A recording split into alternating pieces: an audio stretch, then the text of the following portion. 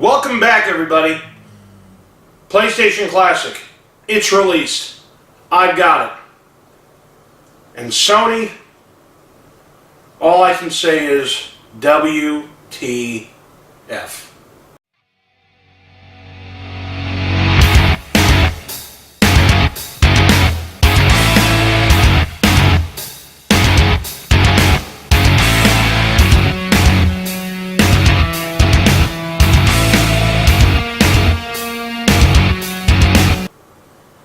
Alright guys, PlayStation Classic, it's here.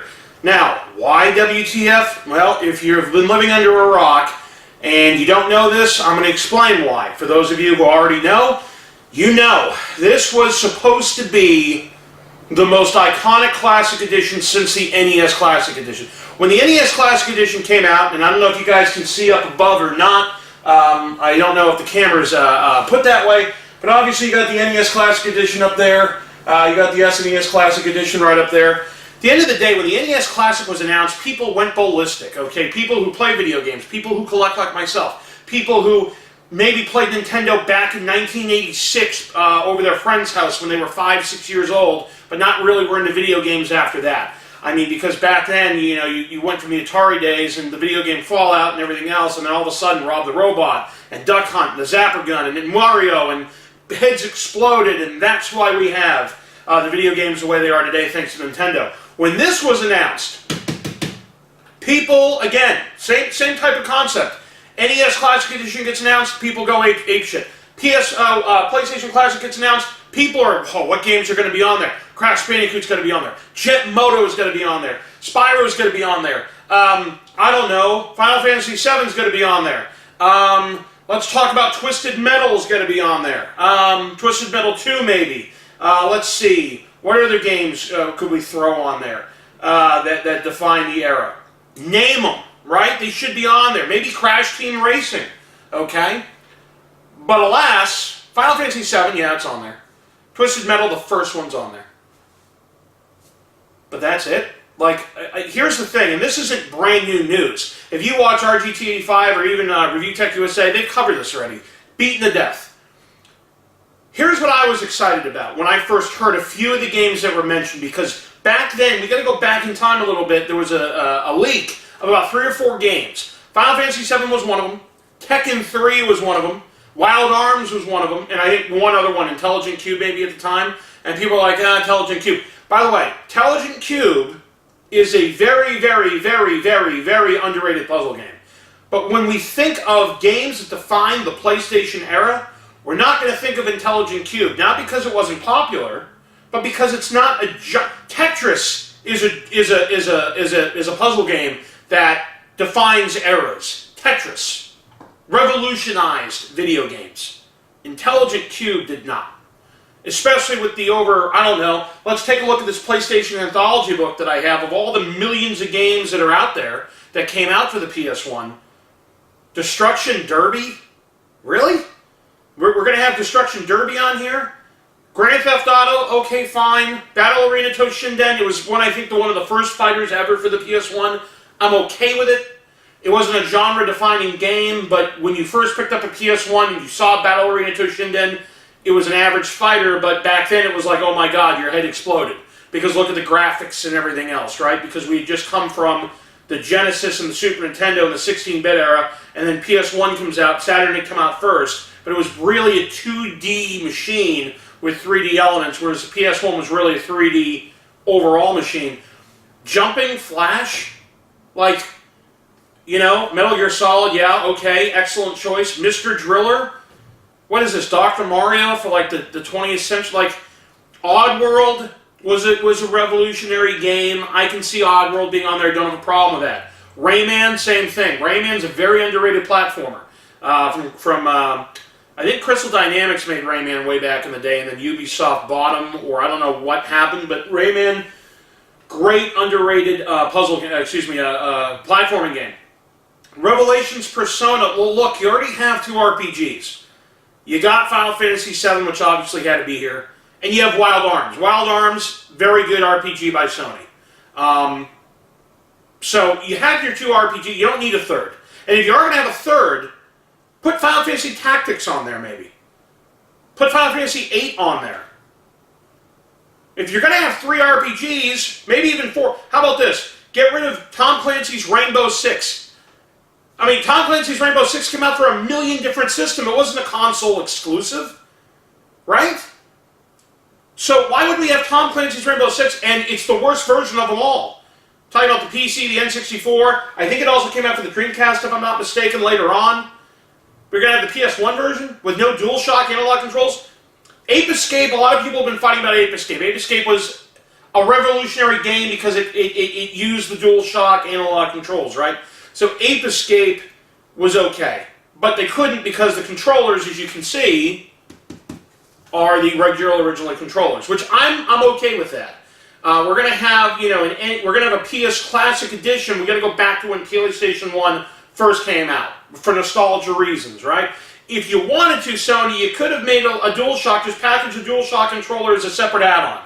People wanted a DualShock controller, have them buy it separately, $29.99. People would buy it. Okay, they would. Because if we're talking about purity here, we're talking about a pure situation where you're not going to have a DualShock. DualShock revolutionized PlayStation systems, but when we're talking about a classic edition, it's not a revamped edition. It's the classic. It's what came out. It's what it was when it came out in the first place.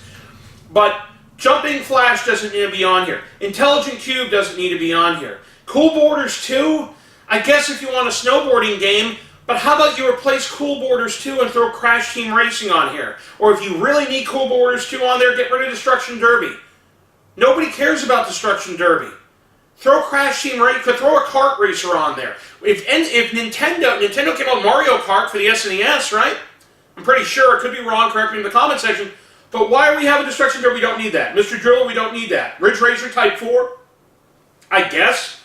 But if that's the case, why, Sony, where's Gran Turismo? When Gran Turismo came out, the first one, my God, the graphic, what Sony was able to do with its own hardware and the graphics of the cars was unbelievable. People looked at the game and said, wait, they're literally pushing the PS1 to its core, to its max. The graphics were that good. Throw Gran Turismo on here. It's not like you have a licensing issue. You made it. It's a first-party release. So at the end of the day, it's very lackluster with the titles. Of all the titles they could have had on here, where's Jet? You gotta have a racing game through. Where's Jet Moto? Where's Jet Moto? We're talking about Destruction Derby's more revolutionary than Jet Moto was. Jet Moto was Sony's answer to Wave Race for Nintendo. And Jet Moto was a hell of a game. Jet Moto was a classic game. Destruction Derby is basically, the off-road game for the arcades back in the early 90s. It came out on the Genesis, or whatever the case is. Or even the original Nintendo. I don't think I even have that game, do I? No, I wouldn't have bought it because I don't need it. But that's the point here. So these games, let's talk about them again in depth, and I don't want to beat a dead horse. Battle Arena Toshinden, I get it. I get it. Cool Borders 2, I kind of get it. Destruction Derby shouldn't be on here. Final Fantasy VII, absolutely. Grand Theft Auto, absolutely. Intelligent Cube, I guess. Jumping Flash, that's 3 games now that don't need to be on here. Metal Gear Solid, absolutely. Mr. Driller, 4 games that don't need to be on here. Oddworld, I get. Rayman, I get. It's a stretch, but I get it. Resident Evil Director's Cut, sure. But throw Resident Evil 2. How about you have Resident Evil Director's Cut and Resident Evil 2? Have Resident Evil 2 take place of the Jumping Flash. We don't need Jumping Flash. People aren't going to rush out and say, oh my God, Jumping Flash, I remember that game. Oh my God. And if there are people that do that, there's like 5 people in the whole world. Okay, Revolutions Persona. Persona's a decent RPG series, but you don't need it on here. You don't need that on here. And if you are going to have something like that on here, then make this somehow take like a flash drive where you can add your own games or ROMs and charge $2.99 a ROM. Or something, Sony. If you want to make money, that's fine. But it doesn't need to be on this thing. Ridge Racer Type 4, not needed. You should add Gran Turismo. Super Puzzle Fighter 2 Turbo. That's a revolutionary game. It's not. It's Dr. Mario, basically, with Super Mario, with Street Fighter characters. It's Tetris with Street Fighter characters. It's Jewel Box with Street Fighter characters. It's Columns with Street Fighter characters. I mean, it's been done to death. You know what I mean? Siphon Filter, I get why. It's Sony's answer to Metal Gear Solid, fine. Siphon filter? No. So where's Silent Hill? We want to talk about where the hell's Silent Hill. Replace Super Puzzle Fighter 2 Turbo with Silent Hill. Sony, you made that game, so what are we talking? Oh no, did Sony make it? Konami made it. Fuck, I forget.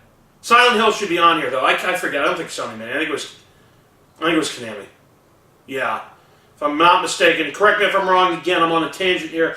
Tekken 3, absolutely. I thought Tekken 3 was, in my opinion, the best Tekken game of all time. Of all time. Fluidity in the moves, the graphics were incredible on the PlayStation 1 for its time. Characters, the secrets, the force mode when you're trying to, you gotta be Dr. Boskanovich at the end. Great, great, great. Sort of like a Streets of Rage battle mode. Hell of a job. Tekken 3, great game. Tom Clancy's Rainbow Six does not need to be on here. Zero reason. Of all the games that came out for the PlayStation 1, that's the one you throw on? Sony could have had a first-party game and threw that on. It could have been, I don't know, Jet Moto could have been there. I mean, we talked about all these games off the top of our heads. Twisted Metal. If you're going to have a Twisted Metal game, have Twisted Metal 2. You have Cool Borders 2. Why not have Twisted Metal 2? Why the first Twisted Metal? Again, I don't understand. Twisted Metal was cool for its time, but when Twisted Metal 2 came out, that was the apex of the series. And then it went downhill after that when 989 Studios took it over and everything else. And then Wild Arms, I get. So there's like 6 out of these 20 games that definitely don't need to be on here, and a couple of them are in the middle of should they not be, whatever. That's gripe 1. It's been beaten to death, we get it. But gripe 2. Gripe 2. And I found this out, and I think Review Tech USA talked about it, RGTV5 talked about it. The games on here, majority of them, are not US versions. When all the publication magazines and stuff, they talked about reviewing the console, and they said the gameplay was buggy, and it was slow, and it would sped up and then sped down, and all this other garbage. We're thinking, well, how could that be? Why would Sony rush a product like that? Well, they rushed the product, but it had nothing to do with the actual testing of the product. It had to do with the fact that they threw on, in American TV, American households, we have certain hertz that come out of the socket. Well, this runs on a different wavelength. So the games shouldn't run, so they're all screwed up. Tekken 3 is a fighting game. It's like in baseball. Imagine in baseball, right? You're up the plate, you're going to swing at a baseball, and all of a sudden, something happens to your eyes where you literally can't see anything for a tenth of a second at all, period. Like, you literally are blind. And then your eyes focus back on. You have another tenth of a second to, oh my God, I can see. And the ball's already by you. Like, that would be almost unplayable, right? Well, because you need precision. Tekken 3 is a fighting game. You need precision. Especially if you're playing against a computer, playing against yourself, or playing against a friend. These games, they have the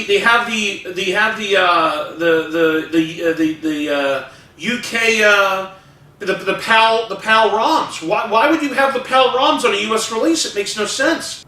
I mean, it doesn't make any sense. The console blah blah blah. The console memory stores limited game save data. External storage devices such as memory cards are not supported. So what's the point? The NES Classic Edition, SNES Classic Edition, they have save states. You can save like 3 games per game. What are we doing? What, Sony, what are you doing? Can't really look, at the end of the day, it makes no sense why they would do that. And then here, if your product is not working properly, do not, in capital letters, it says, do not return it to the store where it was purchased. Why would you have an issue, Sony? I don't think that's listed on a PlayStation console box. Why would you list it here? It makes no sense. Now again, why did I buy this? Well, I collect. I mean, that's the reason. I'm probably never going to end up doing an unboxing, but aside from that, I'm not going to open up the packaging inside. I'll break the seal. It's going to lose its value, but not that this thing's going to be worth anything. Because at the end of the day, look, Sony, you had the ability. Sony took the world by storm when the Saturn came out. Sega had a lead, right? They had a lead in the 32-bit console war, and It came out of left field. People were blindsided by it. There wasn't enough stock. People bought it because they're like, holy crap, look at these graphics compared to the SNES or the Genesis 32X and Sega CD and all that garbage. And then Sony's like, okay, cool, we're going to price drop our system to match Sega's, and bam, bam. And then everybody's like, oh, okay, Sega, you know, we feel bad. We love you, but, you know, it's like a girl breaking up with a guy. She doesn't really want to do it because it really wasn't his fault. He's just boring and sucks in bed, but you don't want to hurt his feelings because you got the big bad guy who's going to pummel you in the bedroom. Sony was the big bad guy that pummeled you in the bedroom. Sega was the company that you felt awkward, but it's not you, it's me. And then they blew everybody out of the water. And then the PS2 came out and sayonara Sega. Sayonara to an extent Nintendo. Sony just blew up. So, having said all that, there's no excuse for this, Sony. It could have been Sony and Nintendo again. Microsoft's not coming out with an Xbox Classic. That's stupid. There's no reason to. There weren't that many first-party exclusives or games for that system that stood out and said, holy crap. What, you had Jackie Chan's like Kung Fu or whatever? I mean, was that one of them? Maybe Forza, Gears of War. I don't know if Gears of War came out for the original Xbox or the 360. I'm not thinking straight. But at the end of the day, that's issue number 2. You have PAL ROMs on the system. So certain games that you need to be precise in, it's basically unplayable. Why? Why would you do? And then number 3, and this is a growing. Yeah, you don't package a USB plug in here. I mean, shit. Amazon can plug a USB stick in their Fire Stick. Why can't you plug this little box in here? This company's selling it for $10. You really? Is it going to drive the cost of production up so much to throw this AC adapter in? That's ridiculous, Sony. There's no excuse for it. So look, at the end of the day, I'm happy I have it for collecting purposes. But if Sony ever comes out with a PS2 Classic, and I don't know if they will, Sony, you need to fix this, guys. There's no reason, man. There's none. There's none. I mean, the best way I can explain this is, imagine a feeling when you get invited to a Super Bowl party, and you know that the person's house you're going to, they live in a mansion. And you also have heard in the past that the person's house you're going to, they have unbelievable spreads of food. The food is to die for. You feel like you're at a 5-star New York City restaurant spending $400 on a steak. And you get there, and one dish is, okay, cool. All right, this looks good. The next dish, I can eat some of it. Okay, not as good as the first dish. And then you look at the rest, and you're like, what the fuck? What is Mr. Driller doing here? Jumping Flash? What? Well, okay. What? Oh, Revelations Persona. Geez, I expected not that, and you're disappointed. And all that hype and all that excitement, when you get there, you're like, fuck, I drove all the way out here and spent gas, and yeah, I'm with some friends, but I could have just stayed at home, ordered a pizza, and been happy as fuck.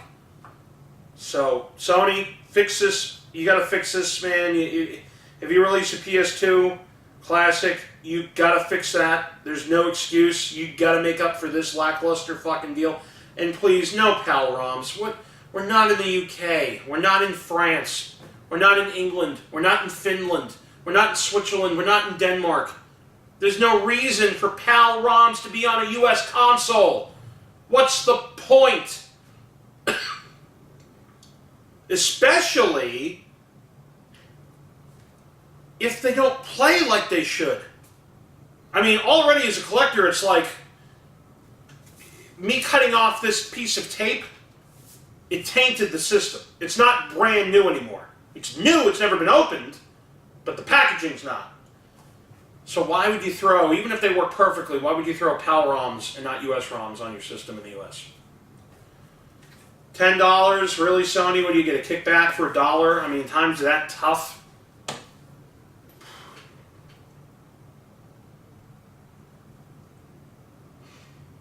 Unacceptable.